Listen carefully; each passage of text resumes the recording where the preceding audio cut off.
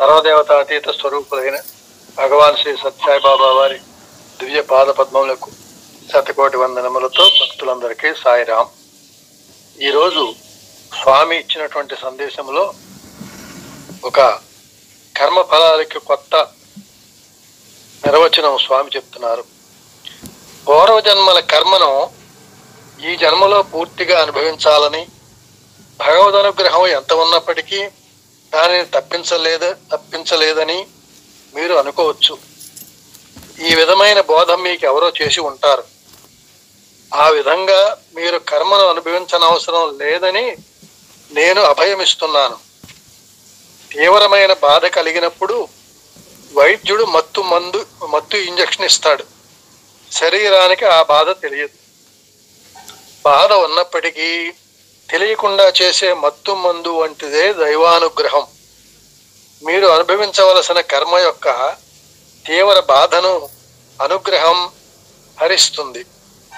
కొంతకాలం తర్వాత పనిచేయని మందులు కొన్ని ఉన్నాయి. ఆ విధంగానే కర్మఫలం అనుభవానికి రాకుండా పోతుంది. కర్మఫలం అనుభవింపవలసి ఉన్నప్పటికీ దాని బాధ లేకుండా చేస్తుంది భగవంతుని యొక్క అనుగ్రహం. భగవంతుడు కర్మఫలం నుండి పూర్తిగా రక్షింపగలడు. లలాట లిఖితం చెరిపివేయలేము అనటం పొరపాటు. క్రిందటి జన్మలో కూడబెట్టుకున్న కర్మను ఈ జన్మలో అనుభవింపక తప్పదనడం కూడా సరికాదు. దైవానుగ్రహం అన్నింటినీ రద్దు చేయగలదు. దైవానుగ్రహం అన్నింటినీ రద్దు చేయగలదు. దానికి ఏ ఆటంకాలు లేవు. అది సర్వశక్తిమంతమైన అనుగ్రహమని మరొకండి. పరమాత్మ పరమశక్తి సర్వశక్తిమంతుడు అవటం వల్ల మన యొక్క కర్మఫలాలను అనుభవించవలసి వచ్చినప్పటికీ కూడా దైవానుగ్రహం వలన అవి తొలగిపోతాయని చెప్పని సత్యసాయి భగవానుడు చెప్తున్నారు. దానికి ఉదాహరణగా గుజరాత్లోని జామ్నగర్, దాన్నే నవనగర్ అంటారు. జామ్నగర్లో రాజమాత మహారాణి గులాబ్ కుంవర్బా మహారాజు దిగ్విజయ్ సింగ్ ఉన్నారు. ఒకనాడు రాజమాత అక్కడ జామ్నగర్ మెడికల్ కాలేజీలో పనిచేస్తున్న డాక్టర్ గాడియాకు కబురు చేసి ఆయనను రాజభవనానికి పిలిపించింది. గాడియా వచ్చిన తర్వాత చక్రాల కుర్చీలో మహారాజా దిగ్విజయ్ సింగ్ ఆ హాల్లోకి చేరుకున్నారు. అప్పుడు ఆమె గాడియాతో తన గురువైన అఘోరానందజీ మహారాజ్, రాణి గారి గురువు అట, అఘోరానందజీ మహారాజ్ అప్పట్లో వారి గురువు. ఆ గురువు గారు తనకు ఒక ఫోటోను ఇచ్చారని అంటూ శ్రీ సత్యసాయిబాబా వారి ఫోటో చూపించి, ఈయన భూమికి దిగి వచ్చిన భగవంతుడు అని ఆశ్చర్యకరమైన విషయం గురువు గారి ద్వారా విన్నాను. బాబా వారి గురించి మీరు బాగా చెప్పగలరని తెలిసింది, దయతో తెలియజేయండి అన్నది. డాక్టర్ గాడియా భగవాన్ బాబా గురించి, ఆయన దివ్యలీల గురించి చెప్పసాగారు. గంటన్నర తర్వాత రాజమాత, ఈ రోజున ఇప్పుడు ఒక మిరకిల్ జరిగింది. బాబు అనగా దిగ్విజయ్ సింగ్ మహారాజా గారు ఒక అరగంట కన్నా ఎక్కువసేపు కూర్చునే పరిస్థితిలో లేరు. అటువంటిది బాబా విషయాలు వింటూ ఈ రోజు గంటన్నర సేపు కూర్చున్నారు. ఇదే మాకు గొప్ప మిరకిల్ అన్నది ఆవిడ. డాక్టర్ గాడియా ప్రతి గురువారం సాయంత్రం రాజభవనానికి వెళ్ళి 2 గంటలు స్వామి గురించి చెప్పేవారు.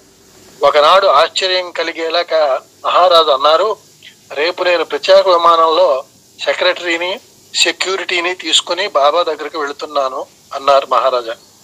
మహారాజా ప్రశాంతి నిలయం చేరుకోగానే దూరం నుంచే వారిని బాబా చూచి ఒక వాలంటీర్ని ఇంటర్వ్యూ గదిలోకి ఒక కుర్చీ తెమ్మన్నారు. ఇంటర్వ్యూ గదిలో మహారాజాతో బాబా, గాడియా మీ రాజభవనానికి రావటం వల్ల స్వామి అంటే ఎవరో నీకు తెలిసింది అవునా అన్నారు. అవును బాబా, మీరు చెప్పింది నిజమే అన్నారు మహారాజా. స్వామికి నీవు ఎప్పటి నుంచి తెలుసో నీకు తెలుసా అని అడిగారు బాబా. తెలియదు స్వామి అన్నారు మహారాజు. అప్పుడు భగవాన్ బాబా సోమనాథ ఆలయ వృత్తాంతం చెబుతూ, మీ తాతల తాతలు సోమనాథ జ్యోతిర్లింగం ఉన్న చోట పెద్ద శివాలయం కట్టించారు అన్నారు. ఆ మాటకు మహారాజా ఎంతో ఆనందపడ్డాడు. మానవాళికి నీవు చేసిన సేవకు మెచ్చి స్వామి నీకు ఇది ఇస్తున్నారు అంటూ బాబా తన చిత్రము చెక్కబడిన ఒక అందమైన రాగి ప్లేటును సృష్టించి ఆయనకిస్తూ, ఎప్పుడైనా సరే ఎక్కడైనా సరే ఈ ఫోటో ఎదుట నీవు ఏది ప్రార్థిస్తే దానికి స్వామి సమాధానమిచ్చి నీ సమస్యలని పరిష్కరిస్తాడు అని చెప్పారు. మహారాజా ఎంతో ఆనందించారు. నీ సేవకు మెచ్చుకున్నాను, నీకేం కావాలో కోరుకో అన్నారు బాబా. అందుకు మహారాజా ఉక్కిరిబిక్కిరై, బాబా, డయాబెటీస్ వల్ల నాకు చూపు పోయింది, బ్లడ్ ప్రెషర్ చాలా ఎక్కువగా ఉంది, లివర్ ప్రాబ్లం ఉంది, ఇది నా పరిస్థితి. నేను నా కళ్ళతో మీ దివ్య రూపాన్ని చూడాలని ఉంది అన్నారు. అప్పుడు భగవాన్ బాబా ఆయనతో, నేను మీ రాజభవనానికి వచ్చి అక్కడే నీకు దృష్టి ప్రసాదిస్తాను. స్వామికి నీ రాజభవనం చూడాలని ఉంది అన్నారు. మహారాజా ఎంతో ఆనందంతో పొంగిపోయి, బాబా, మీరు రాజభవనానికి వస్తే నాకు ఇంకేం అక్కర్లేదు అన్నాడు. అప్పుడు బాబా, దిగులు పడకు, నేను తప్పకుండా రాజభవనానికి వచ్చి నీకు దృష్టిని ప్రసాదిస్తాను అన్నారు. మహారాజా జామ్నగర్కి తిరిగి రాగానే డాక్టర్ గాడియాకి కబురు చేసి ఆనంద పారవస్యంతో జరిగినదంతా చెప్పారు. బాబా నాకు ఇక్కడనే దివ్య దర్శనం ప్రసాదిస్తానన్నారు, దృష్టిని ఇస్తానన్నారు అని దుఃఖపడుతూ, నేను బాబాను చూపు నిమ్మని అడిగానేమిటి, నేను త్వరలోనే ఈ శరీరం విడిచిపెట్టబోతున్నాను, అటువంటిది నేను మోక్షాన్ని అడగలేదు ఎందుకని అని బాధపడసాగాడు మహారాజా. అప్పుడు గాడియా ఆయనకు ఓదారుస్తూ, స్వామి స్వామి మీకు తమ ఫోటో ఉన్న రాగి ప్లేట్ ఇచ్చారు కదా, ఆ ఫోటో ఎదుట అడగండి, మీ కోరిక నెరవేరుతుంది అని సలహా ఇచ్చారు. మహారాజా అదేవిధంగా, బాబా, పొరపాటున దృష్టిని అడిగాను, నాకు మీరు మోక్షం ప్రసాదించండి అని వేడుకున్నారు. 6 నెలల తర్వాత ఒక గురువారం ఉదయం 5 గంటల వేళ శబ్దమైంది. ఎవరది అన్నారు మహారాజా. అక్కడ శ్రీ సత్యసాయిబాబా వారు నిలబడి, స్వామిని వచ్చాను అన్నారు. ఎవరు బాబా అన్నాడు. అవును, స్వామిని వచ్చాను, నీకు మాట ఇచ్చిన ప్రకారం దృష్టిని ప్రసాదించడానికి వచ్చాను అంటూ మహారాజా కళ్ళపై బాబా తమ దివ్య హస్తాలతో స్పృశించి, ఇప్పుడు స్వామిని చూడు అన్నారు. ఆశ్చర్యం, మహారాజుకు చూపు వచ్చింది. బాబా చెప్పినట్లే అంతా స్పష్టంగా చూడగలిగారు. బాబా, నేను ఇప్పుడు మీ దివ్య స్వరూపాన్ని స్పష్టంగా చూడగలుగుతున్నాను. మీకు హృదయపూర్వకమైన వినయపూర్వకమైన కృతజ్ఞతలు. నన్ను మీకోసం ఏం చేయమంటారు అని అడిగారు మహారాజా. బాబా అన్నారు, మహారాణిని పిలిపించు అన్నారు. మహారాజా 3 సార్లు తప్పట్లు కొట్టారు. వచ్చిన సేవకులతో మహారాణిని సత్వరమై పిలిపించమన్నారు. అదృష్టం, ఆ సేవకులు బాబా దర్శనం చేసుకున్నారు. ఆ సేవకులు అదృష్టం. ఆ సేవకులు వెళ్ళి తమ నాయకులతో చెప్పారు. ఆ నాయకుడు వెళ్ళి మహిళా సేవా నాయకురాలతో చెప్పారు. ఆమె వెళ్ళి మహారాణి ఆంతరంగిక సేవకురాలతో చెప్పింది. వారు వెళ్ళి మహారాణికి చెప్పారు. ఆమె మహారాజా ఆరోగ్యం ఎలా ఉందోనని ఆదుర్దాగా వచ్చింది. వచ్చి బాబా అక్కడ నిలబడటం చూచి ఆశ్చర్యానందాలతో, బాబా, ఓ బాబా అన్నది. గాడియా చెప్పిన మాటలు విని విని ఉండటం వలన బాబా కనిపించడం భ్రాంత్యమో అనుకున్నది. రక్షక భటులు ఎంతమంది పరివారం రాజభవనాన్ని కాపలాగా వస్తుంటే ఈ 5 గంటల వేళ బాబా లోపలికి ఎలా వచ్చారు?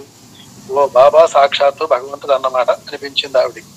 అప్పుడు దయామయుడైన బాబా, అవును బాబానే వచ్చాను, బాపుకి అనగా మహారాజాకి నేను రాజభవనానికి వచ్చి దృష్టిని ప్రసాదిస్తానని మాటిచ్చాను, దృష్టిని ప్రసాదించాను, నీవు అడిగి చూడు ఆయన్ని అన్నారు స్వామి. అప్పుడు మహారాజా అంటున్నాడు, అవును, నేను ఇప్పుడు అంతా చూడగలుగుతున్నాను బాబా, మీకు అనేక కృతజ్ఞతలు, మీకోసం ఏమి చేయాలో చెప్పండి అన్నారు మహారాజా. అప్పుడు స్వామి, నీవు రోజు ఏమని ప్రార్థిస్తున్నావు అని అడిగారు.